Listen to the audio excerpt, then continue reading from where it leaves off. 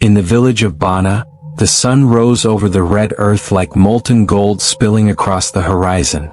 The women stirred by the river, carrying clay pots to fill with water, whispered among themselves about Muna, the man who seemed born not just from flesh, but from the land's very pride. Tall as a baobab, muscles coiled like iron cables under his skin, Muna's beauty was unmatched. His eyes shone like dark amber, his smile like a trap of sunlight. Everywhere he went, men watched in envy and women in longing. But Muna did not care for the whispers of the village. To him they were nothing but insects buzzing around his grandeur. Even the elders, wise with age and stories of ancestors, could not sway him with their warnings. Pride, they said, is a snake that coils around the heart. Beware Muna, for the spirits hate the arrogant. He laughed. He laughed because he believed the spirits feared him more than he feared them. He spent his days in leisure, striding through the marketplace with a confidence that made heads turn, and his nights in the arms of every young woman in the village. The women, some willing, some coerced by his charm and gifts, sang in secret, their voices both enchanted and sorrowful. But Muna only heard their sighs as music for his ego. One night, after a feast beneath a crescent moon, Muna found himself restless. The fires of the village had died, leaving shadows crawling across the huts. He remembered a tale an old hunter had whispered near the edge of the forest. A giant python, longer than a river, older than the hills, sleeping deep in the forest's heart. Its scales shimmered with the wealth of the world. Anyone daring enough to approach it, the hunter said, could bargain with it, but only if they gave something in return. Muna's mind burned with desire. Wealth, power, women, and fear, all of it could be his. He did not hesitate. Before the elders could rise to stop him, before the spirits could whisper their curses, Muna gathered a few gifts, wrapped them in a cloth of bright patterns, and strode into the forest alone, his feet silent against the soft earth. The forest seemed to recognize his arrogance. The trees leaned in, their leaves whispering warnings that only the shadows could hear. The air thickened with the scent of damp earth and old magic. Strange eyes glimmered between trunks. Unseen creatures held their breath as Muna walked past. Yet he pressed on, calling to the python as if calling an old friend. When he finally found it, the creature was magnificent and terrifying. Coiled around a great hollow in the forest, its eyes glowed with the intelligence of centuries. Its tongue flicked like lightning across the air, tasting the arrogance of the man who dared approach it. Muna knelt before the snake, offering his gifts, his chest rising with bold pride. "I have come for wealth," he said, voice steady. "I will give you pleasure, devotion, and my courage, if you grant me riches beyond measure." The python's eyes narrowed. Its scales shifted, reflecting moonlight and shadow, a silent ripple of power that made the ground tremble beneath Muna's knees. For a moment, there was only the breathing of the forest, the whispering of unseen spirits, and the pounding of Muna's own heart. Then slowly the snake uncoiled. It spoke, not in words but in a deep, vibrating understanding that sank into Muna's bones. "I will give you what you desire," it said, though the forest seemed to shiver with a warning Muna could not comprehend. "But every gift comes at a price. Are you ready to pay it?" Muna smiled, his pride blinding him to the danger. "I fear nothing," he said. "Not men, not spirits, not even you." The forest held its breath, and somewhere deep in the river, a fish leapt and vanished, as if fleeing the recklessness of a man who thought himself larger than life. That night, under the shadow of ancient trees, Muna touched the python, and his destiny began to twist in ways he could never imagine. By dawn, Muna returned to BANA with the forest still whispering in his ears. He carried no gold in his hands, no jewels tucked in cloth, yet the air around him seemed heavier, thicker, and alive. The villagers noticed immediately. Even before he spoke, the younger women sensed something different. The subtle shimmer in his step, the way the sun seemed to reflect off his skin as if he were lit from within. That very morning Muna's modest hut transformed. Walls he had built from clay and straw now gleamed like polished wood, decorated with carvings of ancestors and rivers he had never seen.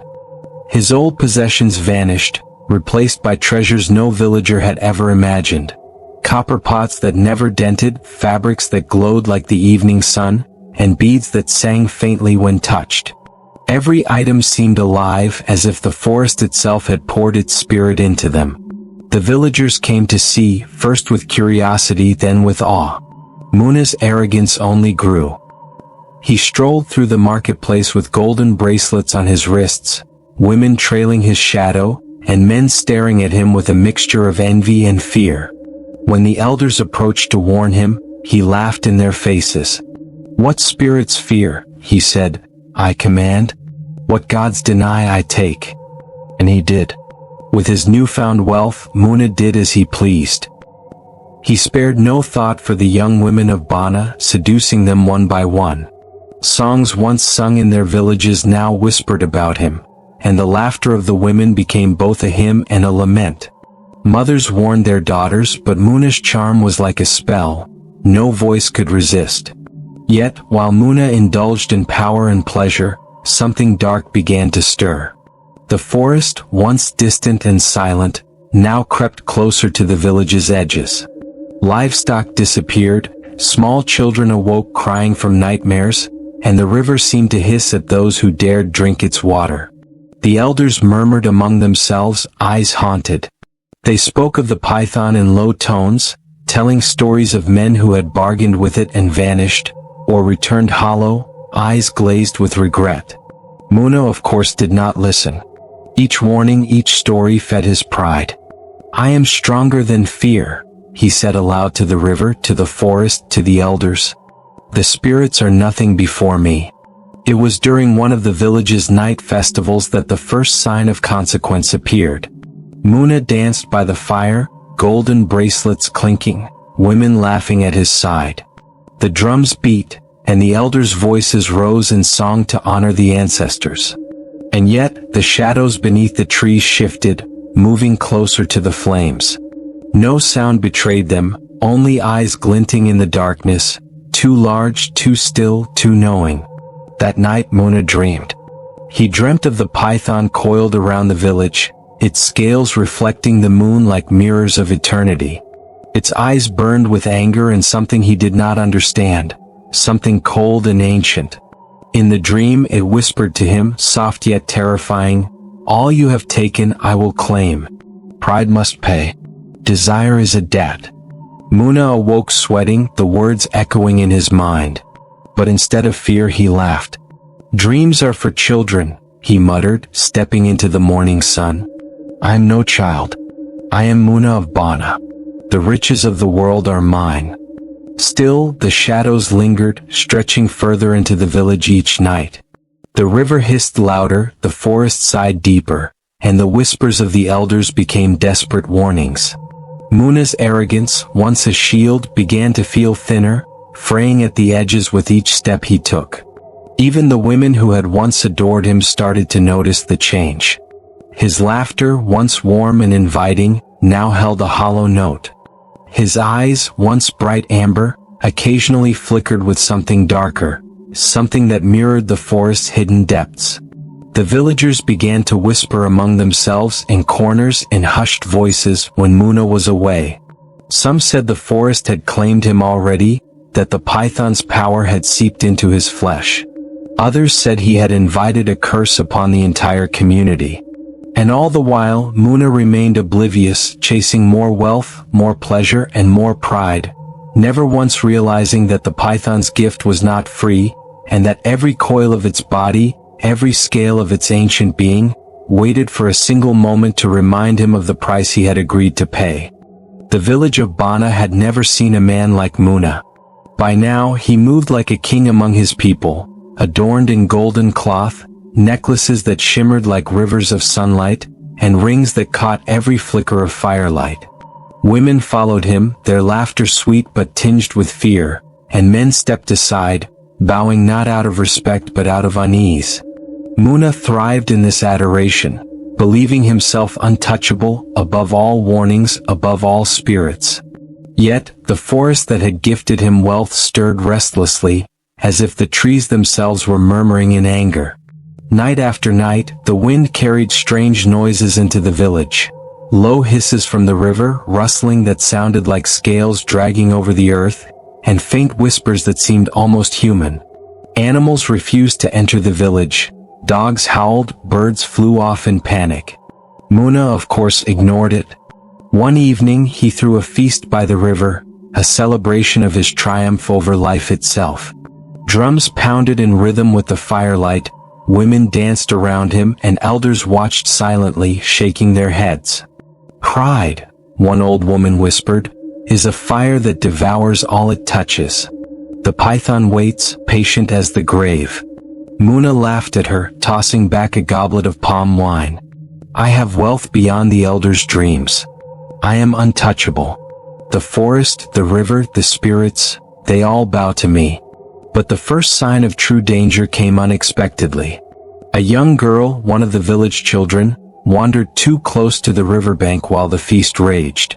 Without warning, the water erupted, forming coils of a shape that glimmered with scales like polished obsidian. The girl screamed, but the sound was swallowed by the night. Muna saw it and froze, not with fear but with a flicker of annoyance.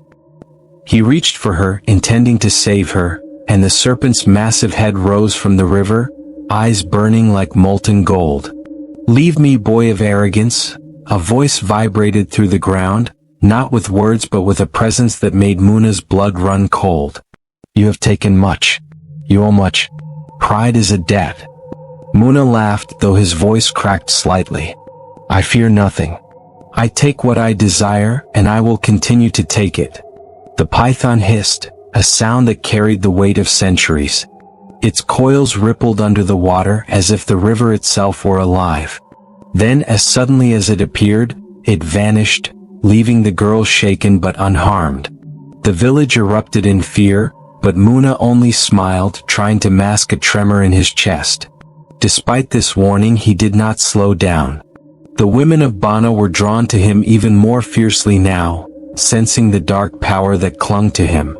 Muna's indulgences grew wilder. Lavish feasts, secret trysts in the forest, daring feats of strength meant to impress and intimidate.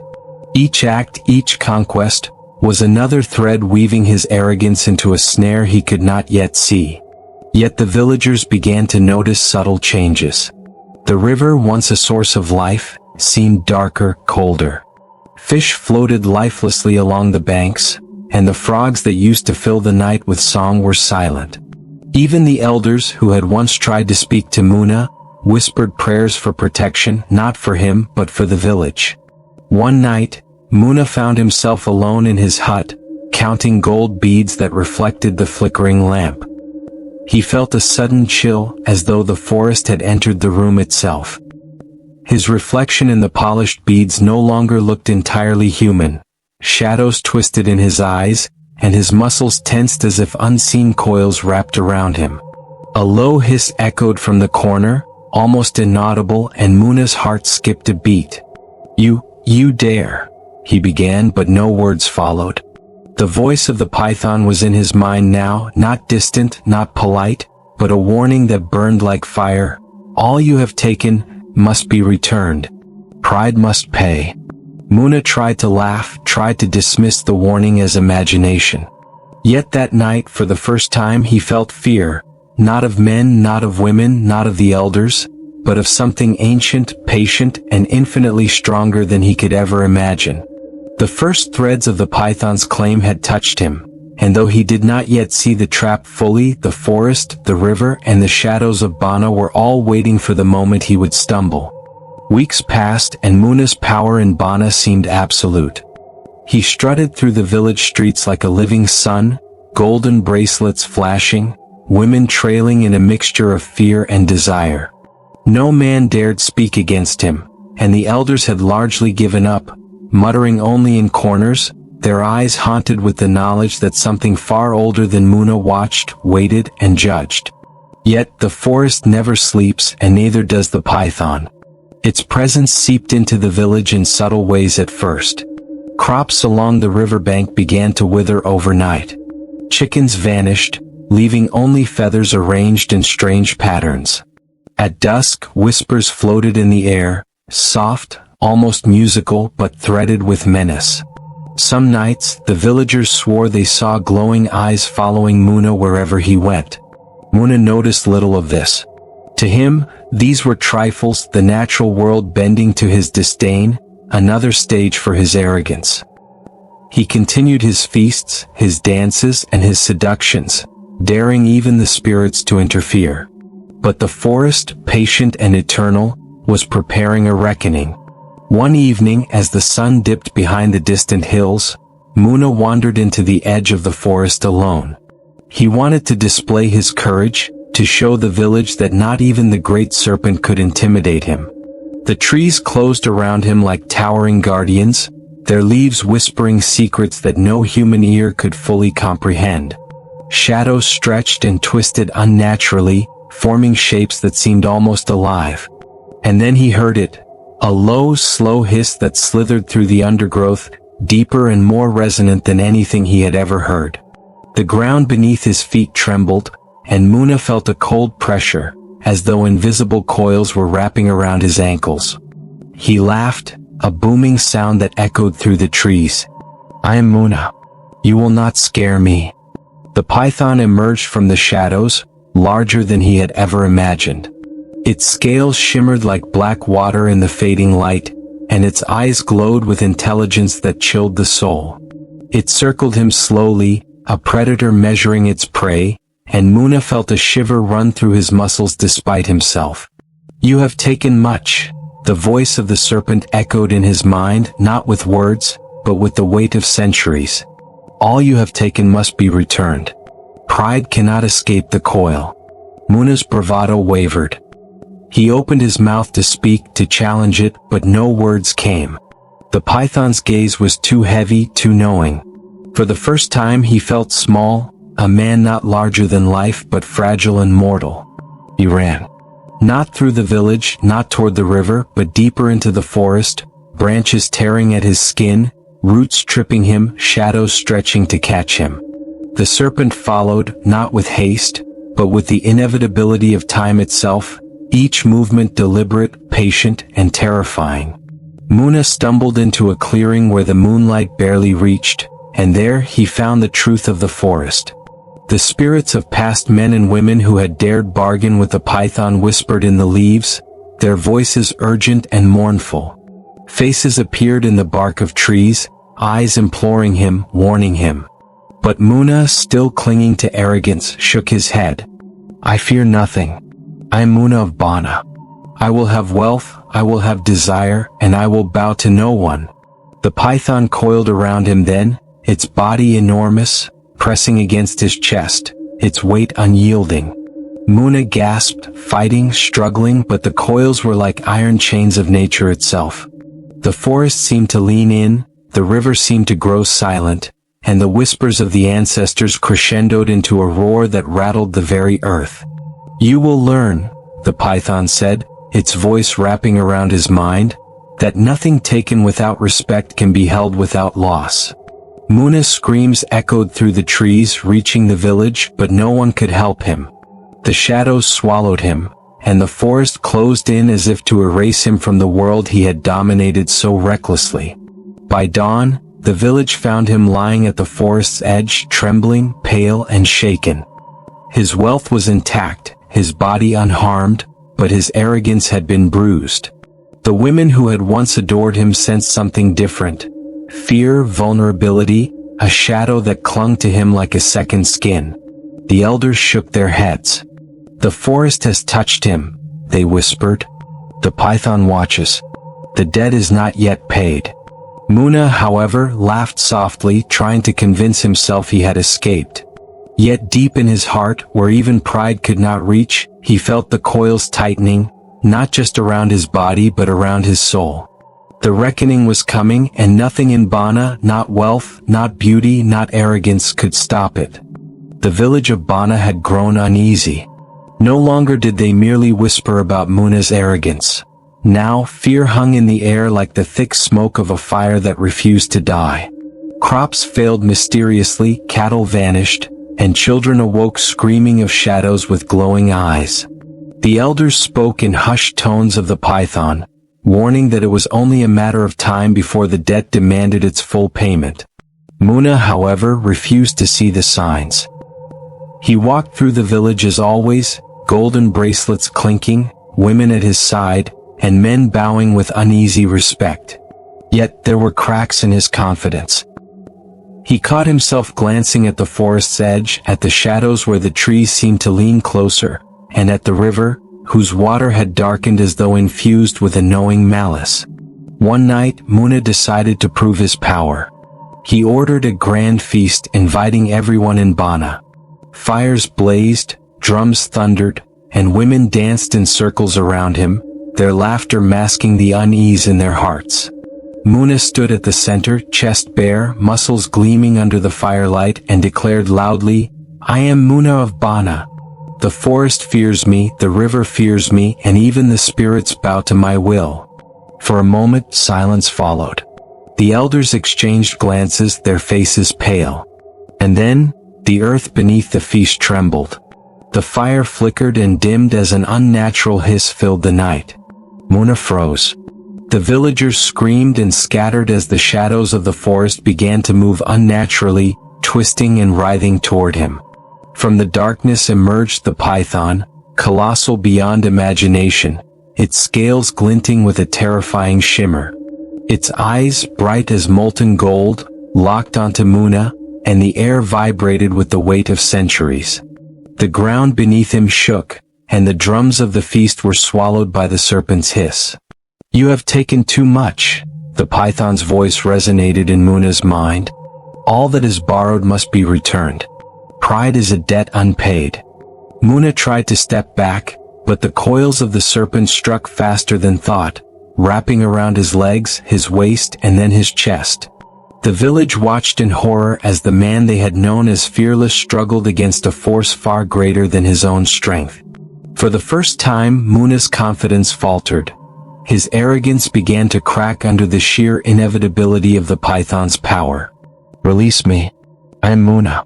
I am the strongest, the richest, the most desired," he shouted, but his voice was weak against the weight of the serpent. The villagers could see the fear in his eyes, a look so raw and human that even the women who had once followed him now turned away in pity and horror.